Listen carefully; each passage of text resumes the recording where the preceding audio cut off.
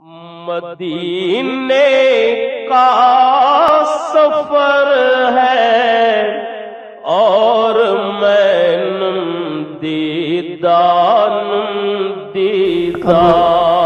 علامہ صاحب کو دعوت خطاب دیتا ہوں۔ اس سے پہلے بھی آپ اسی جگہ پہ انہی مجالس میں آپ کے انتہائی خوبصورت اور مرتب شکل میں دو بیانات سن چکے ہیں۔ آج رمضان المبارک کی طاق رات بھی ہے اور یہ آخری رات بھی ہے طاق راتوں کے اعتبار سے، اور آپ کا بیان بھی آج اپنے شیڈول کے اعتبار سے آخری بیان ہے۔ تو جس طرح آپ نے پہلے محبت کا اظہار کرتے ہوئے بڑی دل جمی اور دلچسپی کے ساتھ بیانات کو سنا ہے، ان سے فائدہ اٹھایا ہے، امید ہے کہ آج بھی انشاءاللہ آپ اسی دلچسپی اور ذوق و شوق کا مظاہرہ کرتے ہوئے بیان نہ صرف سنیں گے بلکہ اس بیان کے اندر سے اپنی زندگی گزارنے کا کوئی ضابطہ اور راستہ متعین کریں گے۔ تو میں آپ کے نعروں کی گونج میں علامہ صاحب کو دعوت خطاب دیتا ہوں۔ نعرہ تکبیر، نعرہ رسالت، آستانہ لیا قادریہ قاسمیاں ڈھوڈا شریف، آستانہ لیا قادریہ قاسمیاں ڈھوڈا شریف، جیوے جیوے جیوے جیوے جیوے جیوے میرا مقدر میرا نصیب، میرا مقدر میرا نصیب، جناب حضرت علامہ غلام بشیر نقشبندی صاحب۔ الصلاة والسلام على سید الانبیاء والمرسلین وعلى آلہ الطیبین الطاہرین واصحابہ الراشدین المہدیین، اما بعد فاعوذ باللہ من الشیطان الرجیم، بسم اللہ الرحمن الرحیم، لا یستوی اصحاب النار واصحاب الجنہ، اصحاب الجنۃ هم الفائزون۔ صدق اللہ مولانا العظیم۔ ان اللہ وملائکتہ یصلون علی النبی یا ایہا الذین آمنوا صلوا علیہ وسلموا تسلیما۔ الصلاة والسلام علیکہ یا رسول اللہ وعلی آلکہ واصحابکہ یا حبیب اللہ۔ الصلاة والسلام علیکہ یا خطیب الانبیاء والمرسلین وعلی آلکہ واصحابکہ یا رحمۃ للعالمین۔ تمام تعریفیں اس ذات کے لیے جس کے سوا کوئی عبادت کے لائق نہیں ہے، جس کا کوئی شریک نہیں ہے۔ وہ واجب الوجود ہے، باقی ہر شے ممکن الوجود ہے۔ وہ خالق ہے، باقی ہر شے اس کی مخلوق ہے۔ وہ بے نیاز ہے، باقی ہر شے اس کی نیاز مند ہے۔ وہ معبود ہے، باقی ہر شے عبد ہے۔ ہر حمد اس ذات کے لیے جس کا ذکر دلوں کو سکون بخشتا ہے، جس کی یاد مردہ دلوں کو زندہ کر دیتی ہے، جس کا نام نہ لیں تو حلال جانور بھی حلال نہیں ہوتا۔ تمام تعریفیں اس ذات کے لیے جس نے ہمیں وجود بخشا ہے، زندگی عطا کی ہے اور اسباب زندگی عطا کیے ہیں۔ جس زمین پہ ہم بیٹھے ہیں یہ ہم نے خود نہیں بنائی، یہ اللہ کی بنائی ہوئی ہے۔ جس ہوا میں سانس لے رہے ہیں یہ ہوا ہماری بنائی ہوئی نہیں ہے، یہ اللہ کی مخلوق ہے۔ اور جس روشنی میں ہم زندگی گزار رہے ہیں یہ سورج اللہ کی مخلوق ہے۔ پانی اور غذا یہ اللہ کی مخلوق ہے۔ گننا شروع کریں تو گنتی ختم ہو جائے گی، اللہ کی نعمتیں ختم نہیں ہوں گی۔ ان بے شمار نعمتوں میں سب سے بڑی نعمت وجود مصطفیٰ ہے۔ بے شمار درود و سلام اس ہستی پاک پر جو ہمارے درود کے محتاج نہیں، اللہ ان پہ درود بھیج رہا ہے، اللہ کے فرشتے ان پہ درود بھیج رہے ہیں۔ بے شمار درود و سلام اس ہستی پاک پر جن پہ درود پڑھنے سے گناہ معاف ہوتے ہیں، رحمتوں کا نزول ہوتا ہے اور دل چمک اٹھتے ہیں، سینے روشن ہو جاتے ہیں، جن کا ذکر باعث نجات بھی ہے، باعث ہدایت بھی ہے، باعث رحمت بھی ہے۔ عجیب فیض ہے آقا تیری محبت کا، درود تجھ پہ پڑھوں اور خود سنور جاؤں۔ جو حضور پہ درود پڑھنا بھول گیا وہ جنت کا راستہ بھول گیا۔ الصلاۃ والسلام علیک یا رسول اللہ وعلی آلک واصحابک یا حبیب اللہ۔ الصلاۃ والسلام علیک یا خطیب الانبیاء والمرسلین وعلی آلک واصحابک یا رحمۃ للعالمین۔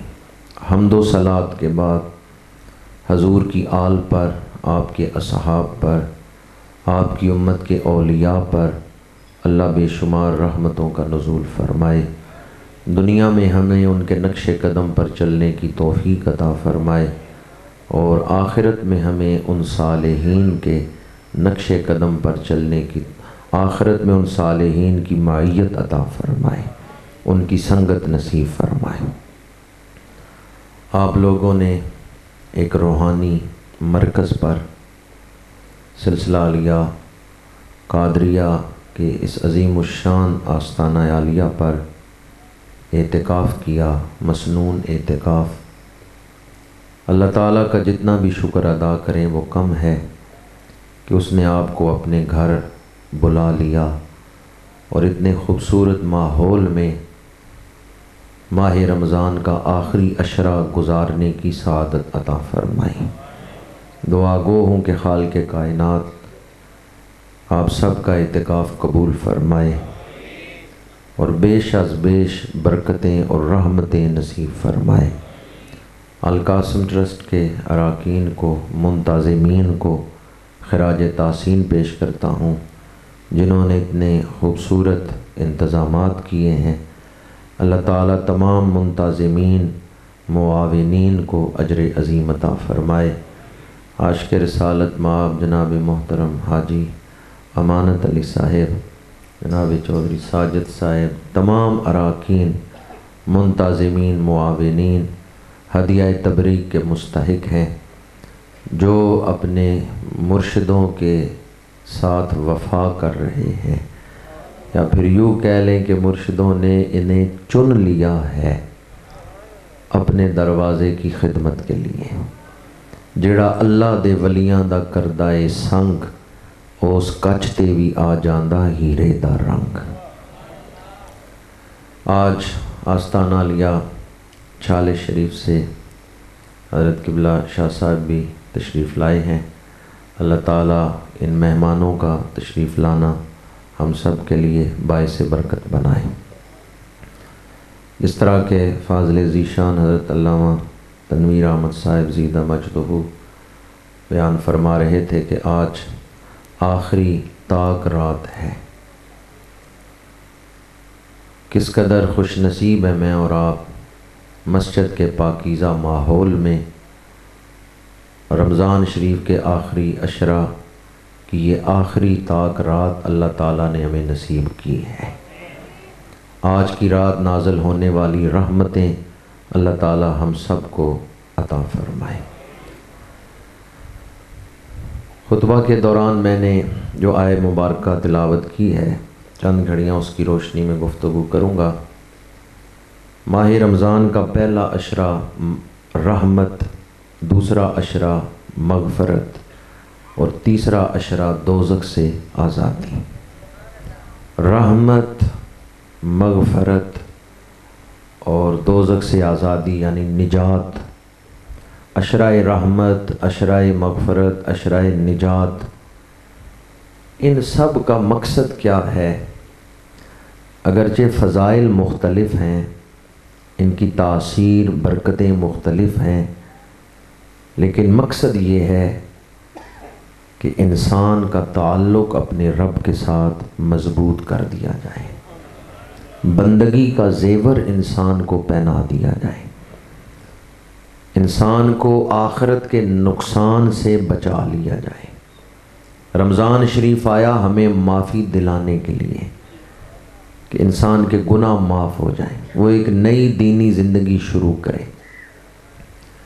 ایک مریض گیا ڈاکٹر صاحب کے پاس، چیک اپ کروایا، ٹیسٹ کروانے پہ کئی پیسے لگے، مہنگے ٹیسٹ ہوئے، تشخیص ہوئی، ڈاکٹر صاحب نے دوائی لکھ دی، دوائی بھی مہنگی تھی، اس نے دوائی خرید لی، دوائی استعمال کی، لیکن جب وہ دوائی پیٹ میں پہنچی تو اس نے حلق میں انگلی مار کے الٹی کر دی، قے کر دی، دوائی کو پیٹ میں رہنے نہیں دیا۔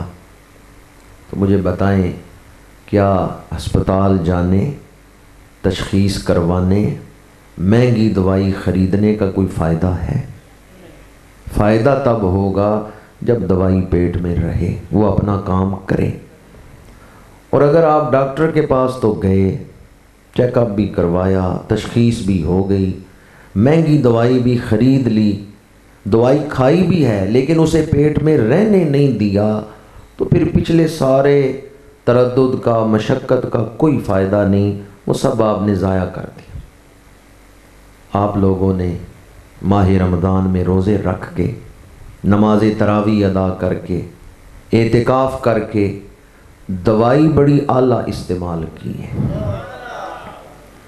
لیکن اب اس کا تقاضا یہ ہے کہ جب یہاں اعتکاف سے اٹھیں تو یہ ایک پکا ارادہ کر کے جائیں کہ ہم استقامت اختیار کریں گے، نیکی کا یہ راستہ چھوڑیں گے نہیں، اس پر قائم رہیں گے۔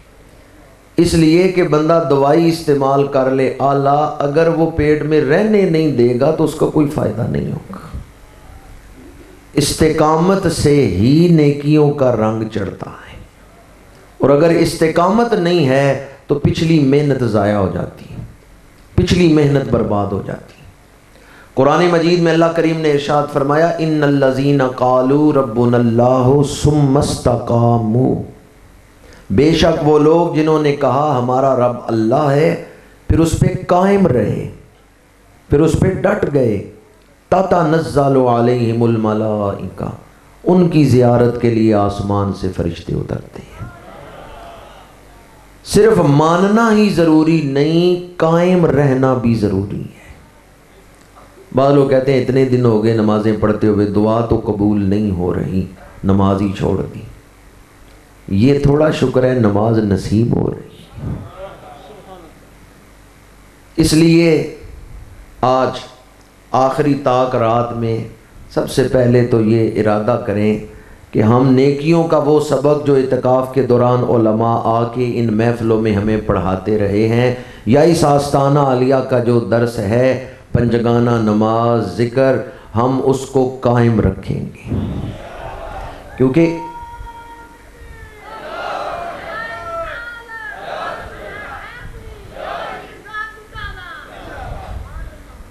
حضور حیدر کرار شیر خدا کرم اللہ وجہ الکریم، آپ سے ایک شخص نے پوچھا، نماز کے بعد تسبیحات پڑھتے ہیں، اللہ اکبر، سبحان اللہ، الحمدللہ، کبھی آپ کی قضا بھی ہوئی ہیں یہ تسبیحات کہ آپ نے یہ تسبیحات نہ پڑھی ہوں؟ حضور حیدر کرار فرماتے ہیں جس دن حضور نے یہ تسبیحات پڑھنے کی تعلیم دی ہے، اس دن سے لے کے آج تک کوئی نماز ایسی نہیں جس کے بعد میں نے یہ تسبیحات نہ پڑھی۔ سائل نے کہا جنگ کے دوران بھی؟ آپ نے فرمایا جنگ کے دوران بھی کوئی دن ایسا نہیں جس دن یہ تسبیحات قضا ہوئی ہوں۔ یہ ہے استقامت، یہ ہے قائم رہنا۔ بارش کا قطرہ پتھر کے ساتھ کوئی مقابلہ نہیں رکھتا، لیکن اگر مسلسل ایک قطرہ گرتا رہے تو بسا اوقات پانی کا ایک قطرہ پتھر کے اندر سوراخ کر دیتا ہے۔ اگر مسلسل ایک قطرہ پانی کا پتھر پہ گرتا رہے تو کچھ عرصے کے بعد پانی کا وہ ایک قطرہ پتھر کے اندر سوراخ کر دیتا ہے۔ اس میں پانی کے ایک قطرے کا کردار نہیں ہے، وہ جو استقامت ہے کہ مسلسل پانی کا ایک قطرہ گرتا رہا ہے، جتنا کردار پہلے قطرے کا ہے اتنا ہی آخری قطرے کا ہے جس کے گرنے سے سوراخ ہوا تھا۔ تو رنگ ہمیشہ استقامت سے چڑھتا ہے، ثابت قدمی سے چڑھتا ہے۔ بندہ دوائی بڑی اچھی کھائے لیکن بعد میں پرہیز نہ کرے، ڈاکٹر جو پرہیز بتائے وہ پرہیز نہ کرے، پھر بھی دوائی کا کوئی فائدہ نہیں۔ دو چیزیں ضروری ہیں، دوائی استعمال کرنا بھی اور پرہیز کرنا بھی۔ جن لوگوں نے کہا ہمارا رب اللہ ہے پھر اس پہ قائم رہے، ان کی زیارت کے لیے فرشتے اترتے ہیں، نزع کے عالم میں فرشتے ان کے پاس آتے ہیں اور آ کے انہیں خوشخبری دیتے ہیں، اللہ تخافوا ولا تحزنوا، نہ خوف کرو نہ غم کرو، وابشروا بالجنۃ التی کنتم توعدون، اور خوش ہو جاؤ، تمہیں بشارت ہو اس جنت کی جس کا تم سے وعدہ کیا گیا ہے۔ کس کی بشارت دیتے ہیں؟ یہ عشرہ کون سا عشرہ ہے؟ تیسرا عشرہ، دوزخ سے آزادی۔ جو دوزخ سے آزادی پا گیا وہ کامیاب ہو گیا۔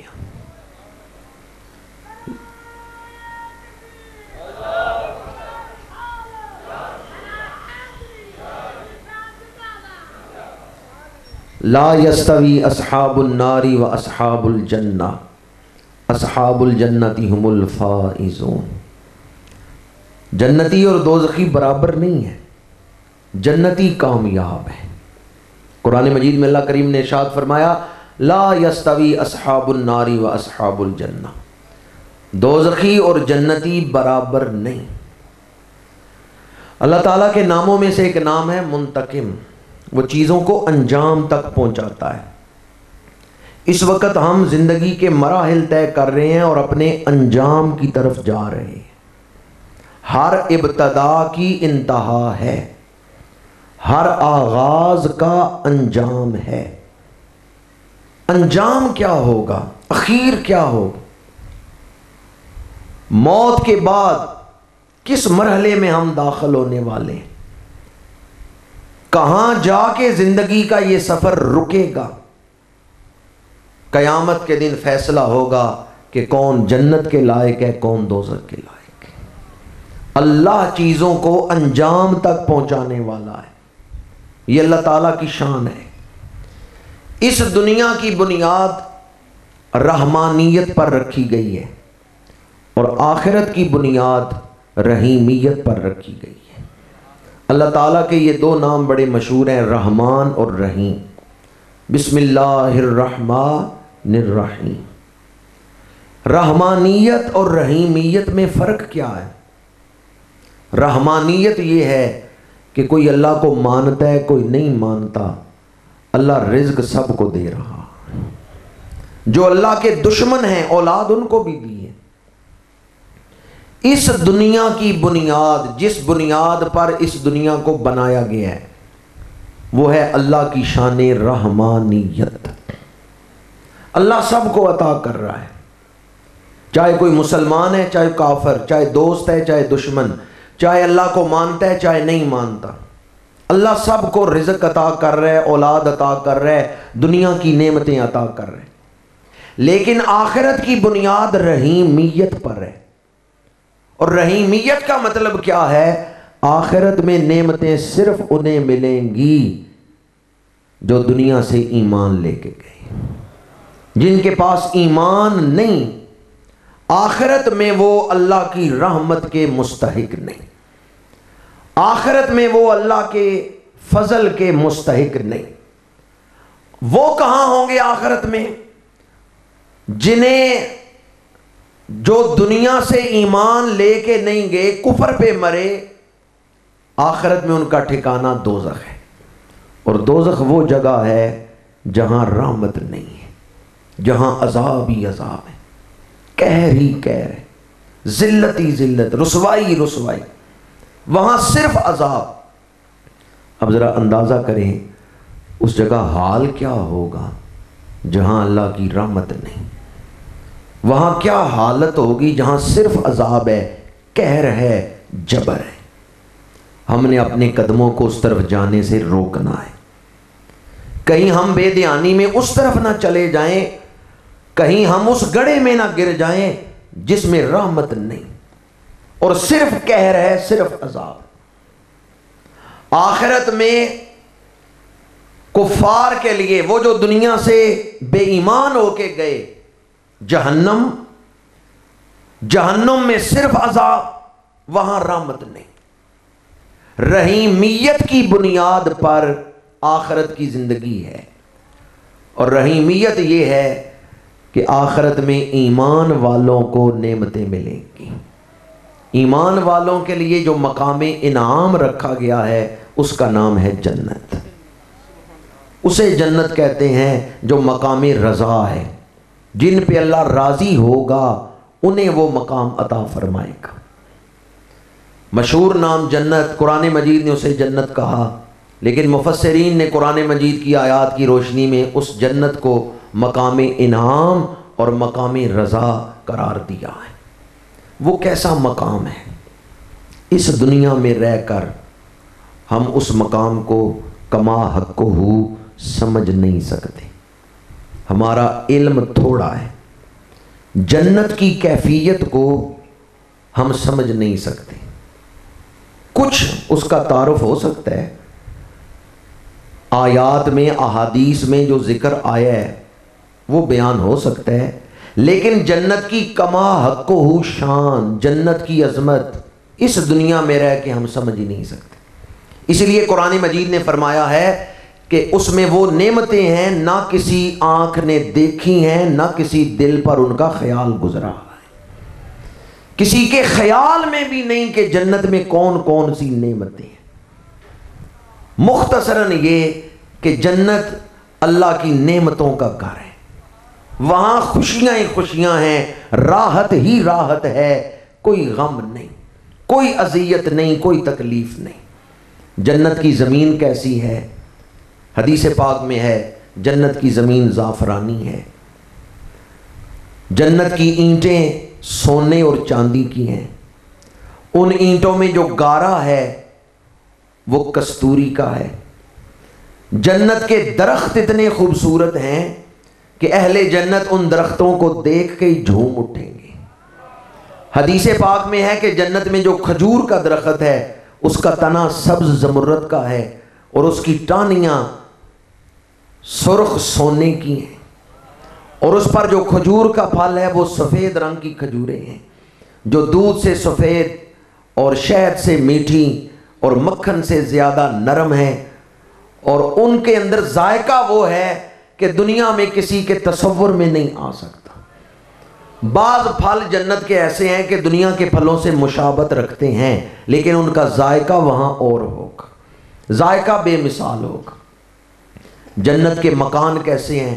قرآن مجید نے مساکن طیبہ، غرف اور حدیث مبارکہ میں بیت الحمد کے نام سے ان گھروں کا ذکر کیا گیا. حدیث پاک میں ان گھروں کا ذکر ہے کہ جنت کے مکان ایسے ہیں باہر سے اندر دکھائی دیتا ہے. خوبصورت ترین موتیوں سے، ہیروں سے تراشے ہوئے مکان ہیں. ان مکانوں میں برتن کیسے ہیں؟ برتن سونے اور چاندی اور شیشے کے. جنتیوں کو لباس کیسا عطا کیا جائے گا؟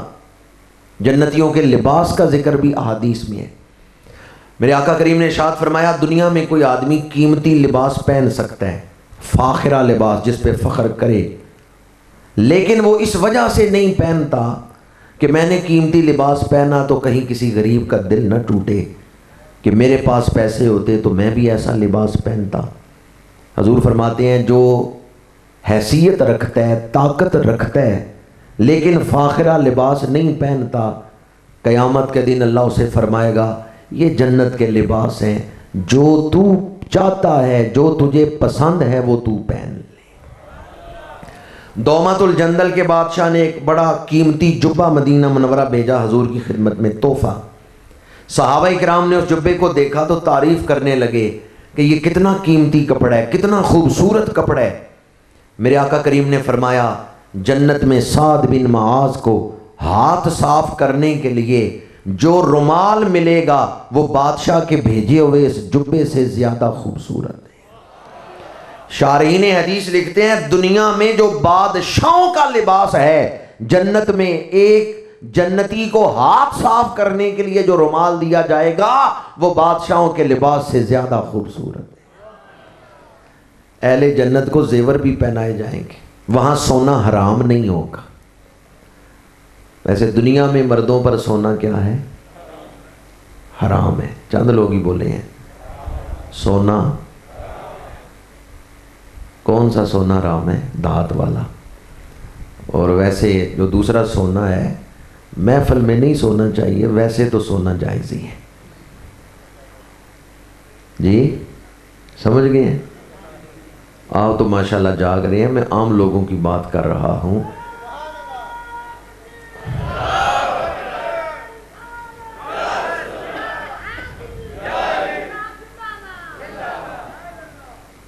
حدیث پاک میں ہے وضو میں جہاں تک پانی جاتا ہے، حضور فرماتے ہیں اتنا زیور پہنایا جائے گا وضو کرنے والا کو، سونے کے کنگن، کونیاں جہاں تک دھوتے ہیں وضو کے دوران، حضور فرماتے ہیں اتنے کنگن پہنائے جائیں گے جنت میں، اور ہیروں کے ہار، سونے کے ہار جنتیوں کو عطا کیے جائیں گے، سونے کے تاج عطا کیے جائیں گے۔ ہر جنتی کو خدمت کے لیے اللہ خادم عطا کرے گا۔ جو سب سے چھوٹے درجے کا جنتی ہے نا، اسے 80,000 خادم عطا کیے جائیں گے۔ 80,000 خادم۔ اب آپ اندازہ کریں 80,000 خادم ہوں گے تو سلطنت کتنی ہوگی اس جنتی کی۔ ہر جنتی کو اللہ ایک سلطنت عطا کرے گا، وسیع جنت ہوگی، اور وہ 80,000 خادم ایسے نظر آئیں گے جیسے بکھرے ہوئے موتی ہوتے ہیں۔ سورہ رعد میں ہے قرآن مجید کے اندر، باپ مومن ہے اور متقی ہے، اولاد مومن ہے لیکن متقی نہیں، اس قدر ان کا عمل اعلیٰ نہیں جتنا باپ دادا کا تھا۔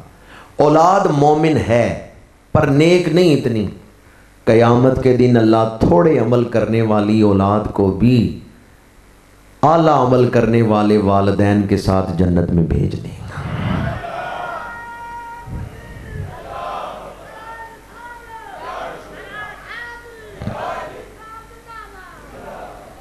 صرف ایمان شرط ہے، وہاں باپ دادا کے ساتھ خاندان کے ساتھ ہمیں ملا دیا جائے گا۔ اور باپ کی بھی دو قسمیں ہیں، ایک ہے نسبی باپ جس کے صلب سے اولاد پیدا ہوئی، اور ایک ہے روحانی باپ۔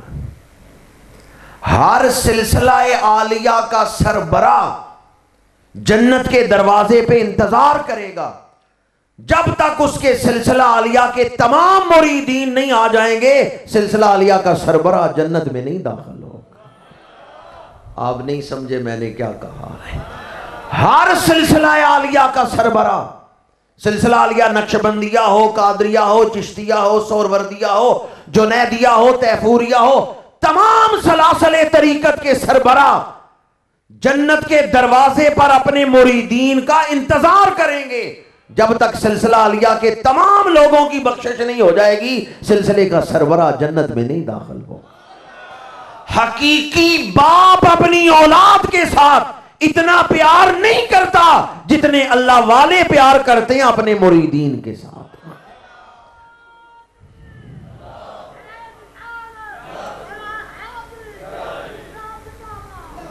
جس طرح باپ اپنی اولاد کے ساتھ پیار کرتا ہے، کانٹا بیٹے کے قدموں میں چومے دل باپ کا دکھتا ہے، اس سے بڑھ کے اولیاء اکرام اپنے مریدین کے ساتھ محبت کرتے ہیں۔ اللہ والوں کے دلوں میں اپنے مریدین کے لیے بڑی محبت ہوتی ہے، اہل نسبت کے لیے بڑی محبت ہوتی ہے، اور مشکل وقت میں پیر پہنچتے ہیں، مشکل وقت میں مرشد پہنچتے ہیں۔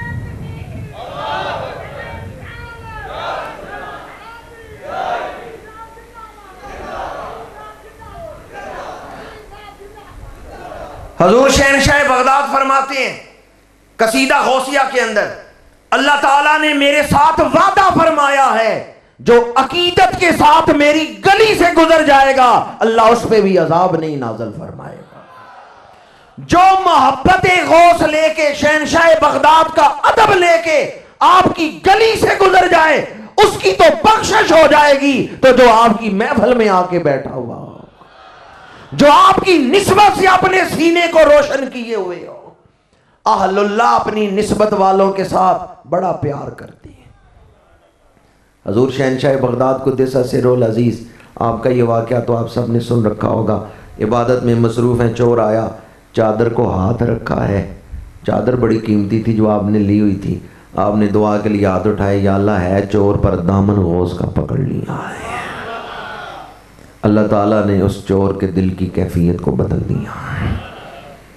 آیا تھا چور، گیا ہے تو اللہ کا ولی بن کے گیا ہے۔ عجب شان تیری یا غوث جلی ہے، گھر آتا ہے چور تو بندہ ولی ہے۔ عجب شان تیری یا غوث جلی ہے، گھر آتا ہے چور تو بندہ ولی ہے۔ ملتان شریف میں بہت بڑی ہستی ہیں، غوث زمان، قطب دوراں، حضرت بہاؤالدین زکریا ملتانی رحمۃ اللہ تعالیٰ علیہ۔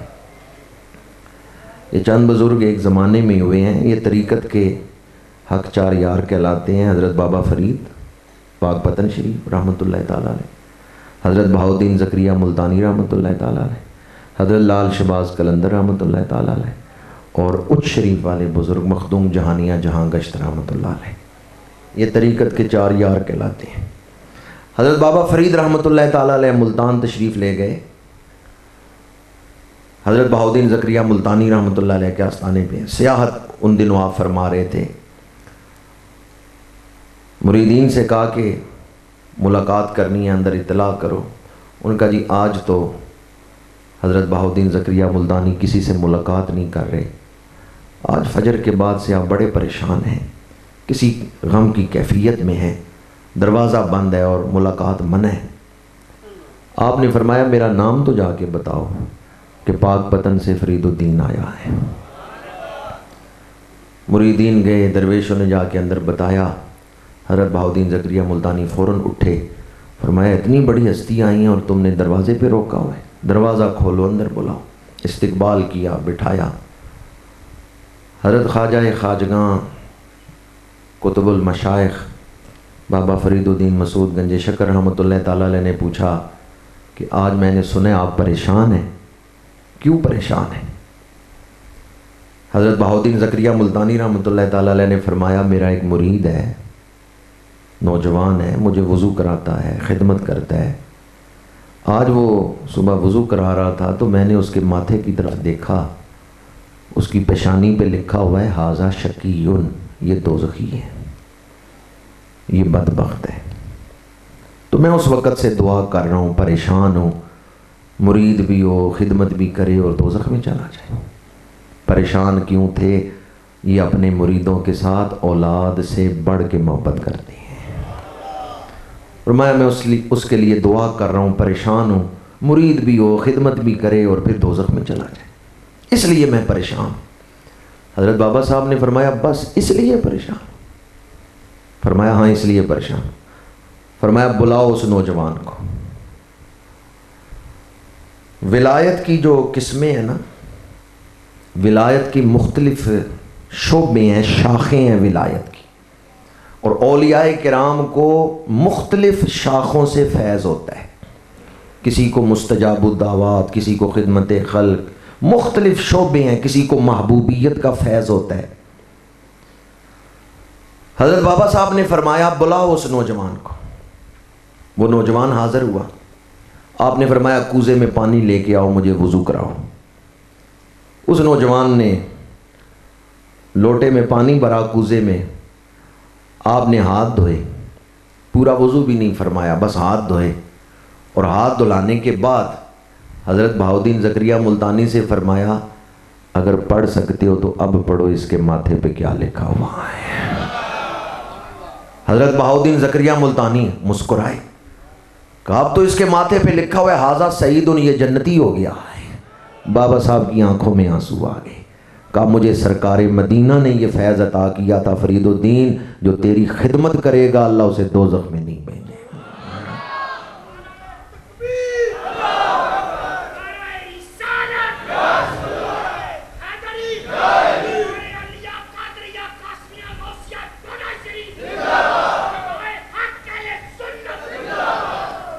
اولیاء کرام کو مختلف ولایت کی شاخیں حاصل ہوتی ہیں, کسی کو 5, کسی کو 7, کسی کو 10. ویسے بعض نے 99 شمار کی ہیں کتابوں میں کہ 99 شاخیں ہیں ولایت کی الگ الگ. کسی کو ایک حاصل, جسے ایک مل گئی وہ بھی ولی ہے, جسے 10 شاخیں مل گئی وہ بھی ولی ہے. جو کسی کا مرتبہ بڑھتا جاتا ہے اسے ولایت کی مختلف شاخیں یا حضور کی بارگاہ سے کوئی خاص شان مل جاتی ہے. پاک پتن شریف والے بزرگوں کو یہ خاص شان بارگاہ مصطفیٰ سے ملی کہ فرید الدین جو تیری خدمت کرے گا اللہ اسے دوزخ میں نہیں بھیجے گا. اسی لیے ان کے آستانے پہ ایک دروازہ لگا ہوا, اس کا نام کیا ہے؟ بہشتی دروازہ. مجھے ایک دوست کہنے لگے جنت تو 7 آسمانوں سے اوپر, سدرۃ المنتہا سے آگے دروازہ پاک پتن میں کیسے لگ گیا؟ جہاں جنت ہوگی دروازہ بھی وہاں ہوگا, جہاں مکان ہوگا دروازہ بھی وہاں ہی ہوگا. مکان ڈوڈا شریف میں ہو, دروازہ گجرات میں تو جا کے نہیں لگائیں گے. جہاں مکان وہاں دروازہ. اب جنت 7 آسمانوں سے اوپر, سدرۃ المنتہا سے آگے دروازہ پاک پتن میں لگ گیا, یہ کیسے ہو سکتا ہے؟ میں نے کہا بابا فرید تو بہت اونچے ولی ہیں نا, قطب الاقطاب ہیں, شیخ الشیوخ ہیں, ان کی رگوں میں حضرت فاروق اعظم کا خون ہے, یہ فاروقی ہیں. ہمارے خطے میں 2 بڑے بزرگ ہیں جن کی رگوں میں فاروق اعظم کا خون ہے. ایک سرہند شریف والے بزرگ حضرت امام ربانی سیدنا مجدد الفیضانی شیخ احمد سرہندی رحمۃ اللہ علیہ, اور دوسرے حضرت بابا فرید. میں نے کہا وہ تو بہت بڑے ولی ہیں, کوئی عام ولی ہو نا جسے ولایت کی صرف ایک شاخ ملی ہے, اس کا دروازہ بھی جنت کا دروازہ ہے. پاک پتن والے بہت بڑے ولی ہیں, کوئی ان کے درجے کا نہ ہو, عام ولی ہو, ہر ولی کا دروازہ جنت کا دروازہ ہے. اس نے کہا میں ایک کو نہیں مانتا تھا, آپ کہتے ہیں ہر ولی کا دروازہ جنت کا دروازہ ہے. میں نے کہا مسئلہ بڑا آسان ہے, تو نے غور نہیں کیا. حضور کی حدیث نہیں, جنت ماں کے قدموں تلے. ان کا بے شک حدیث ہے جنت ماں کے قدموں تلے ہے. میں نے کہا جو رب ماں کے قدموں تلے جنت رکھ سکتا ہے وہ ولیوں کے دروازوں پر نہیں جنت رکھ سکتا. کہتے ہو کہ جنت آسمانوں سے اوپر ہے تو دروازہ بھی وہاں لگنا چاہیے. جو معنی یہاں کرو گے نا کہ ماں کے قدموں تلے جنت ہے, وہی معنی ہم وہاں کریں گے کہ ولیوں کی خدمت سے جنت ملتی ہے, ولیوں کے دروازے پہ حاضری سے جنت ملتی. وَقَلْبُهُمْ بَاسِطٌ ذِرَاعَيْهِ بِالْوَسِيدِ, ذات کا کتا ہے پر بیٹھ ولیوں کے دروازے پہ گیا ہے. اللہ نے اس کتے کا ذکر بھی قرآن میں کیا.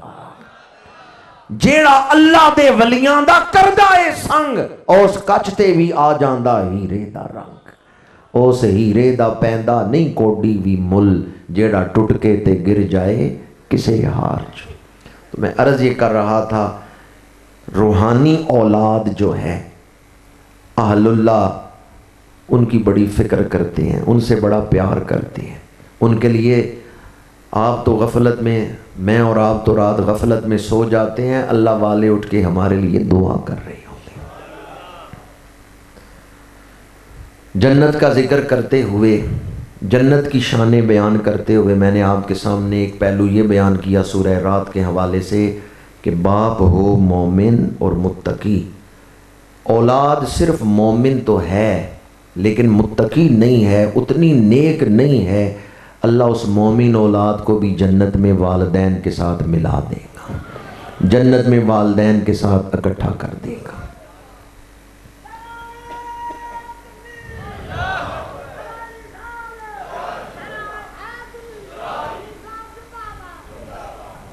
जन्नत की तारीफ़ में, जन्नत की शानों में ये शान भी हदीस पाक में बयान की गई है कि मुलाकात तो वहाँ पोते की दादा से ऊपर जो पुश्तें गुजरी उनसे हो जाएगी जन्नत में, लेकिन वहाँ बूढ़ा कोई नहीं होगा, होंगे सारे जवान।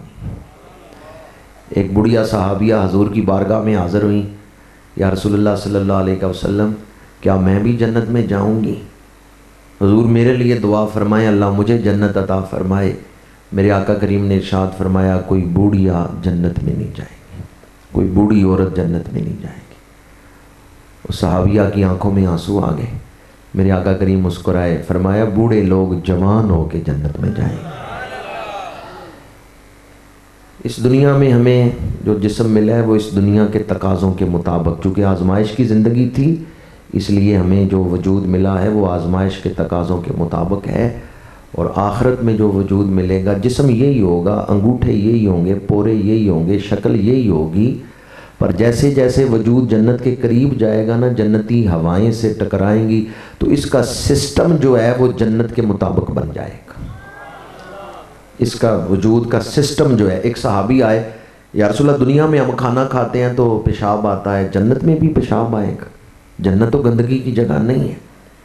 तो मेरे आका करीम ने इरशाद फरमाया वहाँ लोग सैर होके खाना खाएंगे, पेट भर के खाना खाएंगे, लेकिन सिर्फ पसीना आएगा, खुशबूदार पसीना, और पेट हल्का हो जाएगा। एक तो वहाँ भूख का खाना नहीं होगा, वहाँ भूख नहीं लगेगी, वहाँ लोग खाना खाएंगे तो लज्जत के लिए खाएंगे, प्यास नहीं लगेगी, पिएंगे लेकिन लज्जत के लिए पिएंगे। और दूसरी बात यह कि पखाना या पेशाब नहीं आएगा, वहाँ पसीना आएगा, और हर जन्नती का पसीना खुशबूदार होगा। बस पसीना आया और खाना हजम हो गया, वो जुज़्वे बदन बन गया। जन्नतियों की तारीफ़ में कुरान मजीद में, अहादीस मुबारका में इतने मज़ामीन हैं कि किसी एक महफ़िल में तो उन्हें बयान नहीं किया जा सकता।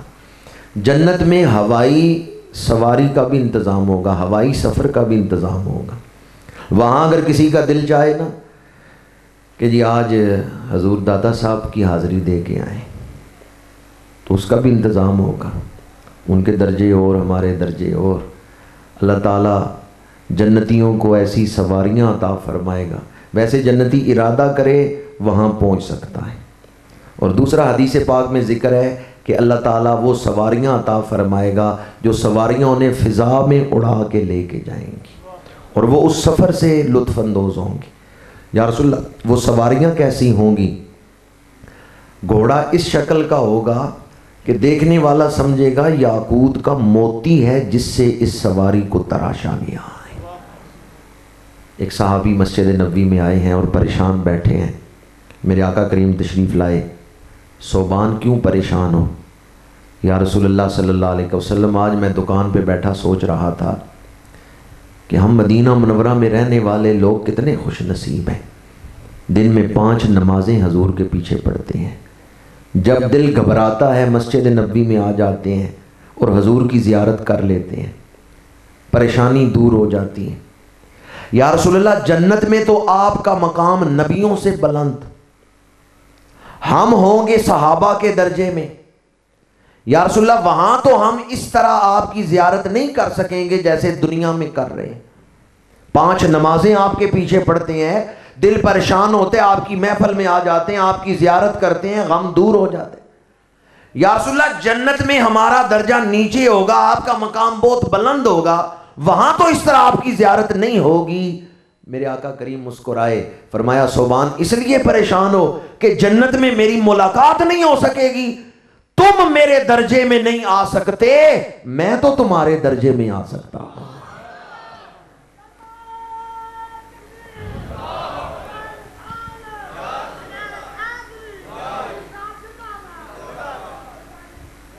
जन्नत के چند ایک مقامات، چند ایک شانیں، چند ایک عظمتیں میں نے آپ کے سامنے بیان کی، جنت کی کیفیات. اس پر بہت ساری احادیث ہیں، لیکن میں ان تفصیل کے ساتھ ان احادیث کی طرف نہیں جا رہا. اس مضمون کا دوسرا پہلو کہ جنت مقامی انعام ہے، یہ تو ہم نے سنا، وہاں پہنچنا اصل کامیابی ہے.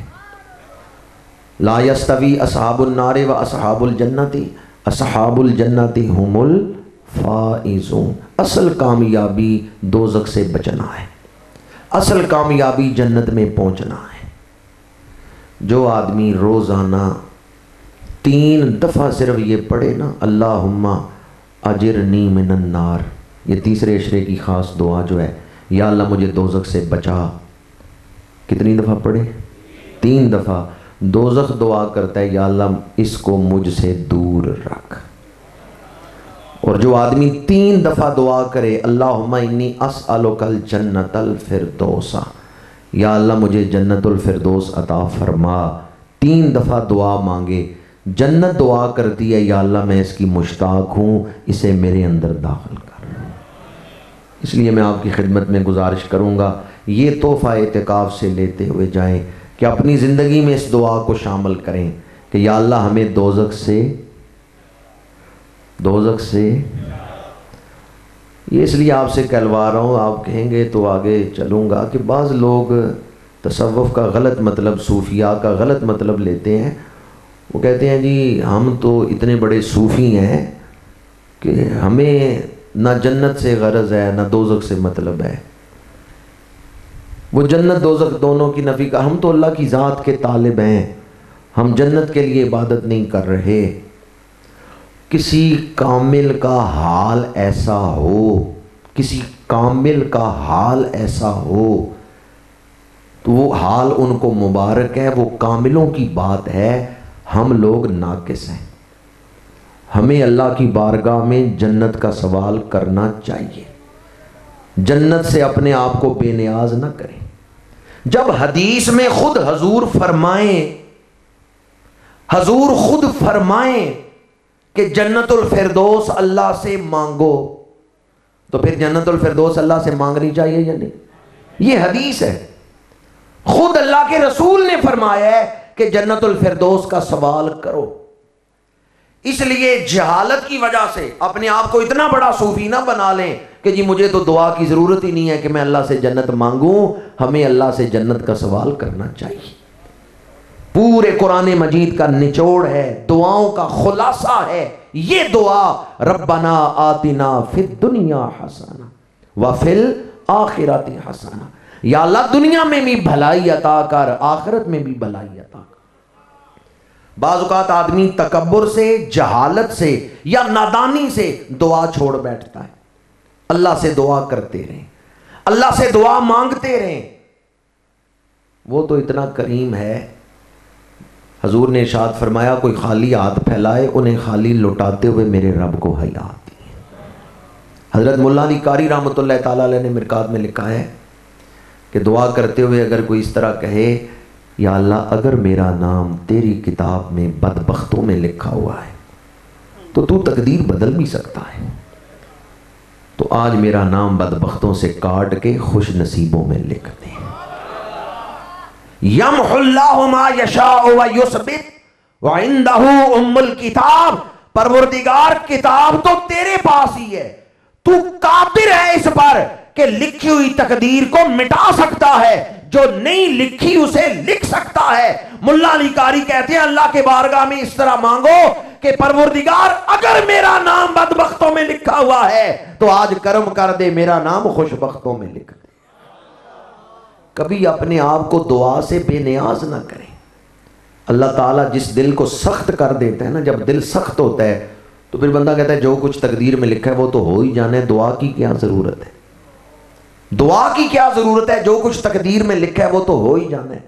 حضور کے وجود پاک سے جو برکتیں دنیا کو ملی ہیں ان میں ایک بہت بڑی برکت یہ دعا ہے. حضور نے بندوں کو رب سے مانگنا سکھایا ہے. جب بندہ دعا کے لیے ہاتھ پھیلاتا ہے کمزور بندے کا تعلق اس ہستی سے قائم ہو جاتا ہے جو ہستی سب سے زیادہ طاقتور ہے. حضور کے وجود سے دنیا کو کتنی بڑی چیز ملی، کتنی بڑی سعادت، کتنی بڑی برکت ملی۔ بندہ دعا کے لیے ہاتھ اٹھاتا ہے، کمزور کا تعلق اس طاقتور کے ساتھ جڑ جاتا ہے۔ ٹھیک ہے دعا کرنے والا تو کمزور ہے، پر جس سے مانگ رہا ہے وہ کمزور ہے، وہ جس طرح چاہے اس طرح کر سکتا ہے۔ اسے ڈوبتی کشتیاں تیرانا آتا ہے، اسے مایوس مریضوں کو شفا دینا آتا ہے، اسے بگڑے ہوئے کام درست کرنا آتا ہے۔ اس لیے قرآن مجید میں فرمایا لا تقنطوا من رحمت اللہ، کبھی اللہ کی رحمت سے مایوس نہ ہونا، کبھی یہ نہ کہنا کہ اب تو میں بند گلی میں آ گیا ہوں، اب تو میں لا علاج ہو گیا ہوں، اب تو یہ کام سنور ہی نہیں سکتا، اب تو یہ کام درست ہی نہیں ہو سکتا۔ تم یقین کے ساتھ اللہ کی بارگاہ میں دعا کے لیے ہاتھ اٹھاؤ، اللہ ڈوبتی کشتیوں کو کنارے لگا دیتا ہے۔ حضرت ابراہیم بن ادہم رحمت اللہ تعالی علیہ سفر کر رہے تھے بحری جہاز میں، طوفان آیا، جہاز ہچکولے کھانے لگا، مسافروں نے بڑی دعائیں کی، آپ آرام سے بیٹھے رہے۔ ایک مسافر آیا، اس نے کہا ابراہیم بن ادہم جہاز ڈوبنے لگا ہے، آپ کیوں نہیں دعا کرتے؟ اٹھیں اللہ کی بارگاہ میں دعا کریں۔ حضرت ابراہیم بن ادہم نے دعا کے لیے ہاتھ پھیلائے اور عرض کیا پروردگار تو نے اپنی قدرت دکھائی، ہم نے تیری قدرت دیکھ لی، تو نے اپنی قدرت دکھائی کہ تو ہوا بھیج کے، طوفان بھیج کے کشتیوں کو ڈبو بھی سکتا ہے، ہم نے تیری قدرت دیکھی کہ کشتی ہچکولے کھا رہی ہے، ڈوبنے کے قریب ہے، قدرت تیری تو ہم نے دیکھ لی ہے، فَآرِنَا أَفْوَاكَ، اب یہ بھی دکھا دے کہ جب تو معاف کرتا ہے تو کس طرح ڈوبتی ہوئی کشتیوں کو کنارے لگا دیتا ہے۔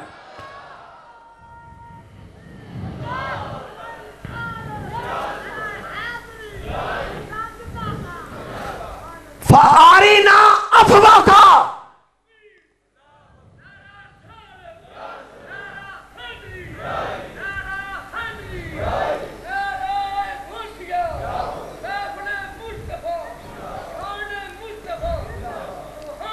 تو خشکی تری پہ قادر ہے، آسان میری مشکل کر دے، ساحل کی طرف کشتی نہ سہی، کشتی کی طرف ساحل کر دے۔ اس لیے کبھی دعا کا دامن نہیں چھوڑنا چاہیے، اللہ تعالیٰ کی بارگاہ میں دعا کرتے رہنا چاہیے، جنت کا سوال، جنت کی دعا کہ پروردگار مجھے جنت عطا فرما۔ 3 دفعہ بندہ اگر یہ دعا مانگے تو جنت دعا کرتی ہے یا اللہ اسے میرے اندر داخل فرما۔ ایک مرید گیا مرشدوں کے پاس، بابا جی جنت میں کون کون سی نعمتیں ہیں؟ وہ جو نعمتوں والا مضمون پہلے میں سنا رہا تھا ان سب کا نچوڑ اور دعا کی رغبت، دونوں چیزیں اس ایک روایت میں ہیں۔ مرید نے پوچھا حضور جنت میں کون کون سی نعمتیں ہیں؟ مرشدوں نے کہا میں تو اتنا جانتا ہوں جنت میں حضور ملیں گے۔ مرید نے پوچھا مرشدوں سے جنت میں کیا کیا ملے گا، جنت میں کون کون سی نعمت ہوگی؟ مرشدوں نے کہا جنت میں حضور ملیں گے۔ اب مجھے بتائیں جس جگہ حضور کی زیارت ہوگی، حضور کی ملاقات ہوگی، وہاں جانے کی دعا اللہ سے کرنا چاہیے یا نہیں؟ جنت مانگنی چاہیے یا نہیں؟ حضور کے قرب کے لیے کہ جنت میں حضور کا قرب ملے گا۔ وہ اعمال اختیار کرنے چاہیے جو حدیث پاک میں یا قرآن مجید میں بیان ہوئے کہ یہ عمل کرو اللہ جنت عطا کرے گا۔ تیسرے عشرے کی خاص برکت یہ ہے کہ اس کے صدقے اللہ جنت عطا فرما دیتا ہے، اللہ دوزخ سے نجات عطا فرما دیتا ہے۔ چند ایک اعمال احادیث کی روشنی میں بیان کر رہا ہوں جن سے حضور نے فرمایا کہ جو بندہ یہ عمل کرے گا تو جنت مل جائے گی۔ ان میں ایک بڑا آسان عمل، جو آدمی فرض نمازوں کے بعد آیت الکرسی پڑھے، حضور نے فرمایا اس کے اور جنت کے درمیان صرف موت کا فاصلہ ہے۔ قبر میں جائے گا تو قبر جنت کا باغ بن جائے گی۔ فرض نمازوں کے بعد آیت الکرسی۔ دوسری حدیث مبارکہ فرمایا جو آدمی رات سونے سے پہلے سورہ ملک پڑھتا ہے، 29واں پارہ پہلی سورت، 30 آیتیں ہیں سورہ ملک، فرمایا یہ سورت قیامت کے دن جھگڑا کرتی رہے گی، اس وقت تک جھگڑے گی جب تک اپنے پڑھنے والے کو جنت میں داخل نہیں کروا دے گی۔ सूरह मुल्क उस वक़्त तक झगड़ा करती रहेगी, यानी इसरार करती रहेगी, परवरदिगार मैं तेरा कलाम हूँ, मुझे इज्जत अता कर। जो दुनिया में मुझे पढ़ता था, या अल्लाह आज उसके लिए जन्नत के दरवाजे खोल। हजूर फरमाते हैं ये सूरत उस वक़्त तक अपने पढ़ने वाले के लिए झगड़ती रहेगी जब तक ये उस कारी को जन्नत में दाखिल नहीं करवा देगी। तीसरी हदीस मुबारक, 5 नमाजों के दरमियान हम 5 नमाजों के दौरान सुन्नत मुअक्कदा वो कितनी पढ़ते हैं? 12 मुअक्कदा सुन्नतें, 5 नमाजों में 12 मुअक्कदा सुन्नतें हम पढ़ते हैं। आजकल ये भी एक फितना है, बाद लोग कहते हैं सुन्नतों की क्या ज़रूरत है, सुन्नतों की क्या ज़रूरत है, और बाद ने कहा ये नफल हैं जिन्हें आज आप सुन्नतें कह के पढ़ रहे हैं। ये फितना भी लाहौर में कई जगहों पे उठा हुआ है, वो सुन्नतों की नफ़ी कर रहे हैं, बस फ़र्ज़ पढ़ो फ़र्ज़ पढ़ो। बाद लोग एक चक्कर लगाए ना अरब शरीफ से तो कहते हैं नहीं बहुत फ़र्ज़ ही पढ़ते हैं, फ़र्ज़ ही पढ़ो, सुन्नतों की अहमियत नहीं समझते। याद रखें जो मुअक्कदा सुन्नतें हैं उनको मुस्तकिल अगर आप छोड़ेंगे तो गुनहगार होंगे। मुअक्कदा सुन्नत को मुस्तकिल तर्क नहीं कर सकते। मुअक्कदा सुन्नत को अगर मुसलसल छोड़ दें तो बंदा गुनहगार होता है, लायके अताब लायके अजाब होता है।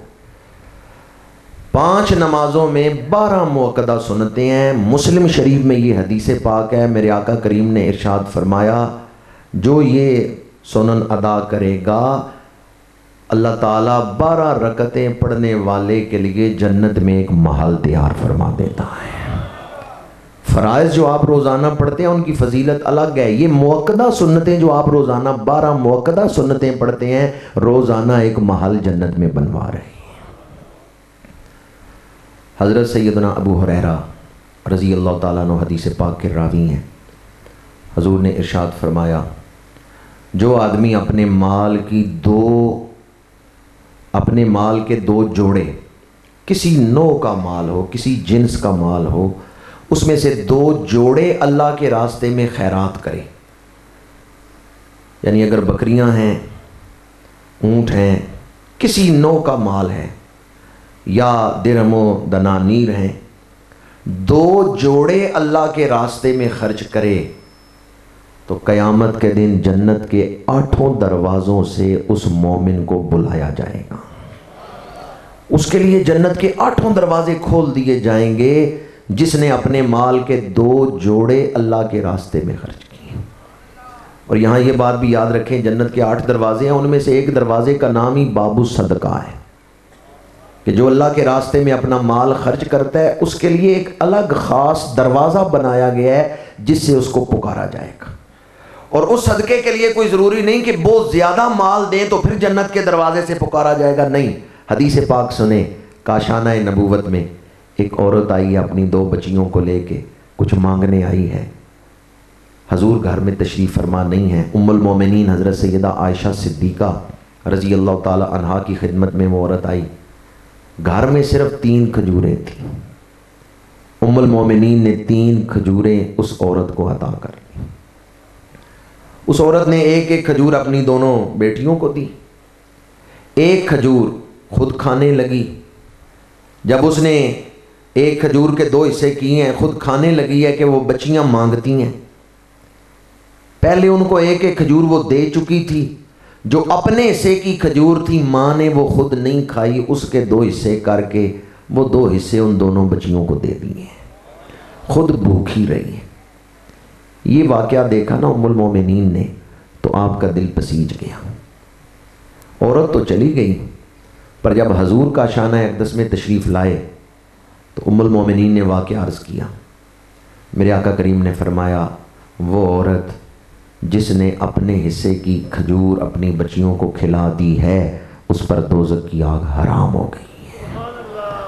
फरमाया उसे जन्नत के दरवाजे से पुकारा जाएगा, वो जन्नती हो गई। उसने खिलाया किसको है? अपनी बच्चियों को, एक खजूर। पता चला अल्लाह ताला की बारगाह में वो जो दिल का जज्बा है उसे देखा जाता है। फिर हजूर ने फरमाया अगर दोज़ख से बच सकते हो तो बचो, चाहे एक खजूर के ज़रिए ही बचो। یعنی اگر ایک کھجور اللہ کے راستے میں دے سکتے ہو تو ایک کھجور ہی خیرات کر کے دوزخ سے بچ جاؤ۔ اللہ تعالیٰ کی بارگاہ میں صدقے کی مقدار چاہے تھوڑی ہو لیکن کرنے والے کے دل میں جذبہ نیت اعلیٰ ہو، اللہ تعالیٰ اس کے لیے اپنے قرب کے دروازے کھول دیتا ہے۔ جنت کے دروازوں میں سے ایک دروازے کا نام ہی باب الصدقہ ہے، اور وہ دروازہ کھولا جائے گا ان لوگوں کے لیے جنہوں نے اپنا مال اللہ کے راستے میں خرچ کیا۔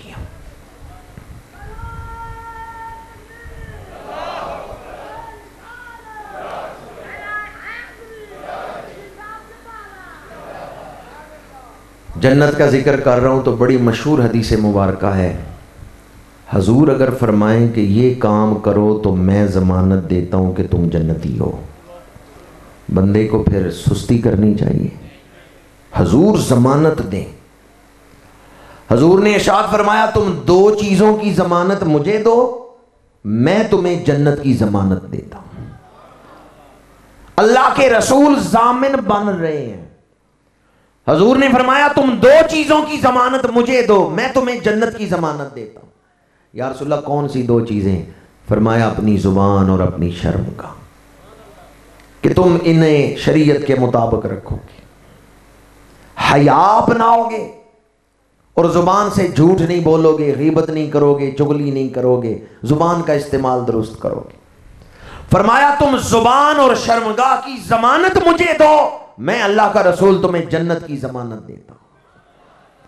آج اگر ہم اس حدیث پاک کو اپنا لیں، ہمارے معاشرے میں بے حیائی بھی ختم ہو جائے، لڑائی جھگڑے بھی ختم ہو جائے۔ زبان کے غلط استعمال سے گھروں میں جھگڑے ہو رہے ہیں۔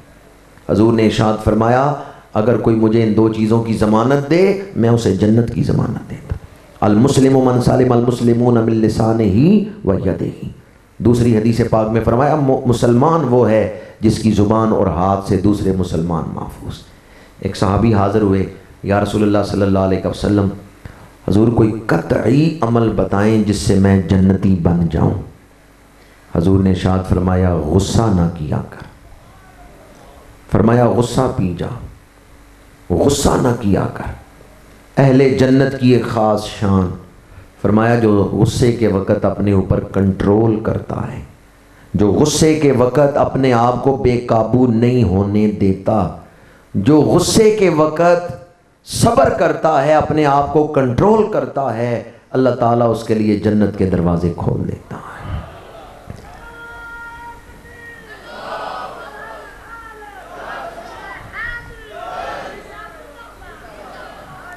وہ اعمال جن کی طرف ہماری توجہ نہیں ہے، چھوٹے چھوٹے عمل ہیں لیکن ان کا نتیجہ کتنا بڑا ہے۔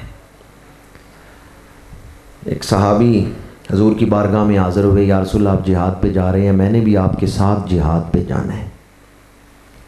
ویسے جہاد کرے نا اللہ کے دین کے غلبے کے لیے، بڑی فضیلت ہے جہاد کی، لیکن اگر جہاد حضور کے ساتھ کر رہا ہو، حضور کی معیت میں سفر کرے، اس لشکر میں شامل ہو جس لشکر کے سالار امام الانبیاء ہیں، وہ مجاہد کتنا خوش نصیب ہوگا۔ صحابی حاضر ہوئے، یا رسول اللہ مجھے اپنے ساتھ لشکر میں شامل فرمائیں۔ میرے آقا کریم نے فرمایا تیری ماں بوڑھی ہے، جا جا کے اپنی ماں کی خدمت کر۔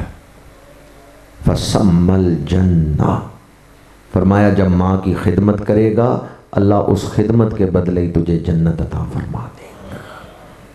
فرمایا جا جا کے اپنی ماں کی خدمت کر، اس خدمت کے بدلے اللہ تجھے جنت عطا فرما دے گا۔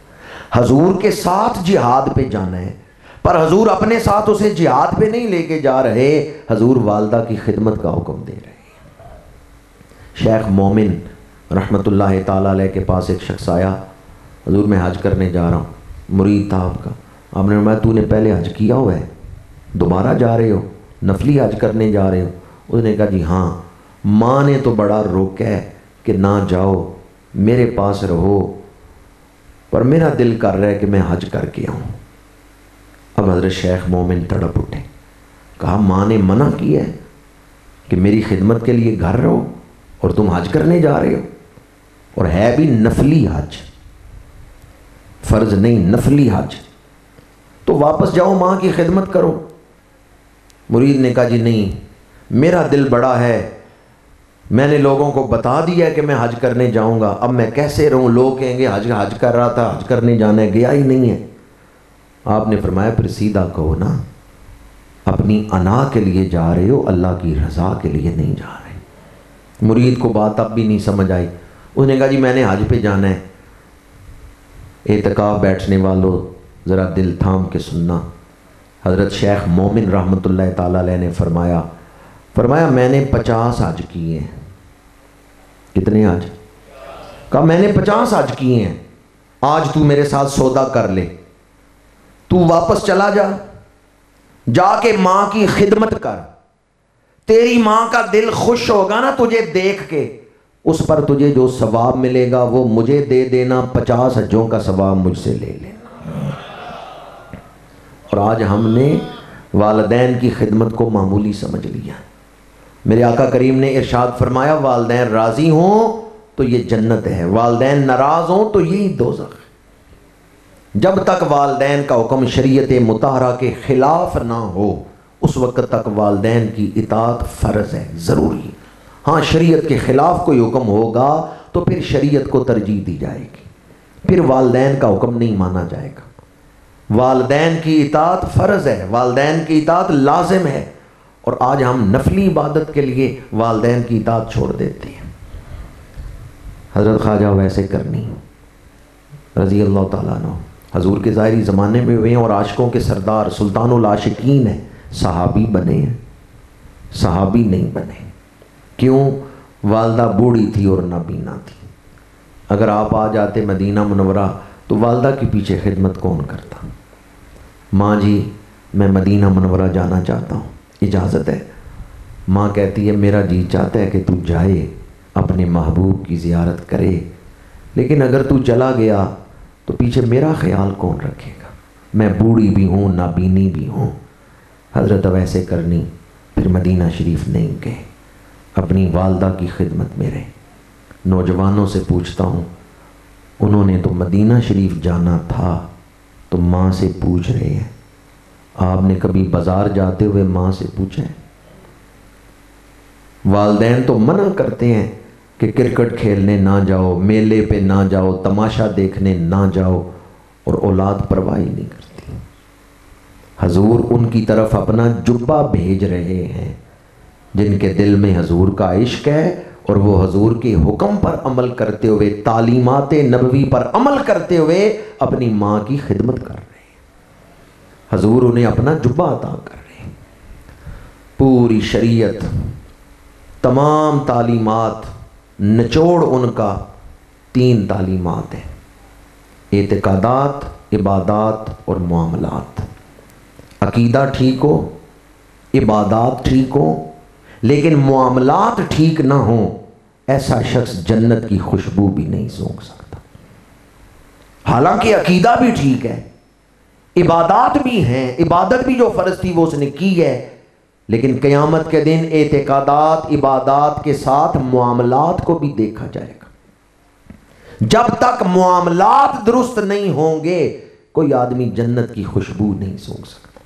بس ان 3 چیزوں کا خیال رکھنا، اعتقادات بھی ٹھیک ہوں یعنی عقیدہ ٹھیک ہو، عبادات جو فرض ہیں وہ بھی ادا ہوں، اور معاملات جو حقوق العباد ہیں وہ بھی سارے ادا کیے ہوں۔ شہید کے سارے گناہ معاف ہو جاتے ہیں لیکن قرض نہیں معاف ہوتا۔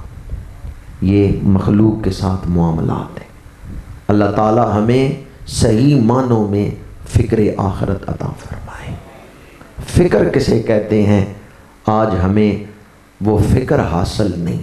ایمان ہے آخرت پر ہمارا لیکن فکر نہیں ہے۔ بچی جوان ہو جائے تو ماں باپ کو جو پریشانی ہوتی ہے نا کہ کسی طرح اس کے ہاتھ پیلے کریں، اس کو الوداع کریں، رشتے کی تلاش، اسے فکر کہتے ہیں۔ یا پھر آپ نے بیٹے کے ولیمے پر 500 مہمان بلائے ہوئے ہیں، مہمان آ رہے ہیں، اس وقت آپ کو جو فکر ہوتی ہے نا، انہیں بٹھانا کہاں ہے، انہیں کھلانا کیا ہے، سارے کام بر وقت ہو جائیں، اس پریشانی کو فکر کہتے ہیں۔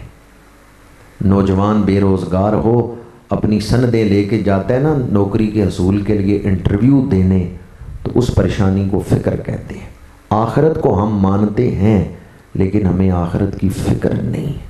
اگر آخرت کی فکر ہو جائے تو پھر کوئی آدمی قدم اٹھائے تو 1000 بار سوچ کے اٹھائے کہ کہیں اس سے میں اپنا نقصان تو نہیں کرنے لگا۔ عارف کھڑی نے اسی لیے یہ پیغام دیا، سوڑی گلی تے کڑے ٹوئے، ایتھے ٹہ ٹہ پین نروئے، سنبھل کے پیر رکھیں او جڑیاں، ایتھے عجب تماشے ہوئے۔ سنبھل کے پیر رکھیں او جڑیاں، ایتھے عجب تماشے ہوئے۔ جہاں سے میں نے گفتگو شروع کی تھی وہیں لا کے اپنی گفتگو سمیٹ رہا ہوں۔ ماہ رمضان المبارک کا پیغام یہ عشرۂ نجات ہے، دوزخ سے رہائی کا عشرہ ہے۔ رمضان آیا ہی اس لیے تھا کہ بندوں کا تعلق رب سے جوڑے۔ اب یہ تعلق 11 مہینے کمزور نہیں پڑنا چاہیے، اب یہ تعلق مضبوط سے مضبوط تر ہونا چاہیے۔ اگر آپ اس پر قائم رہیں گے تو پھر اس اعتکاف کی برکتیں ہیں، اور اگر آپ عید والے دن دوسرے دن اس سارے سبق کو بھول جائیں تو پھر شیطان خوش ہوگا کہ محنت تو انہوں نے بڑی کی ہے۔ دولت کمانا ہی ضروری نہیں، چوروں سے بچانا بھی ضروری ہے۔ خزانہ آپ نے بڑا اکٹھا کیا اعتکاف کے دوران، نمازیں پڑھی، ذکر کیا، وظائف پڑھے، خزانہ بڑا آپ نے اکٹھا کیا ہے، پر یہاں سے نکلیں گے تو شیطان نے بھی چیلنج کیا ہے، میں نے چوری کر لینا ہے، خزانہ لوٹ لینا ہے، آپ کو کوئی چیز آپ کے پاس رہنے نہیں دینی۔ اب دیکھنا یہ ہے کامیاب کون ہوتا ہے۔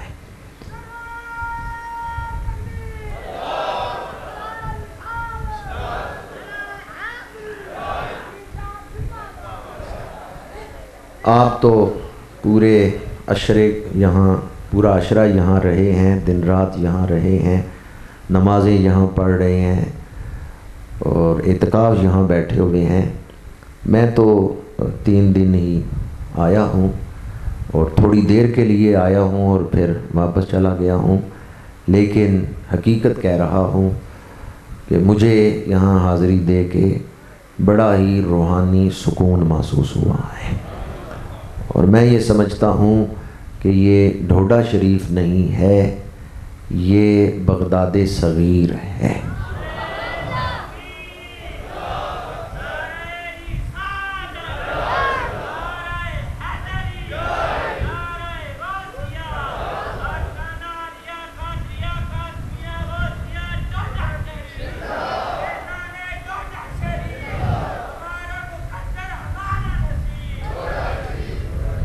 میں تھوڑی دیر کے لیے آتا رہا ہوں، 2-3 دفعہ ہی آیا ہوں اور واپس چلا گیا ہوں، لیکن محسوس کرتا ہوں کہ ایک روحانی قوت، ایک طاقت مجھے ملتی ہے، دل کو ایک سکون ملتا ہے یہاں آ کے۔ اور آپ لوگ تو یہاں مستقل ڈیرے ڈال کے بیٹھے رہے ہیں۔ گھر والا کریم ہو تو اپنے گھر آنے والے کو عزت دیتا ہے، اس کی جھولیاں بھر دیتا ہے، اور اتنے لوگ جتنے آپ اکٹھے ہیں، اتنے مل کے کسی کے گھر چلے جائیں تو گھر والا خالی نہیں لوٹاتا۔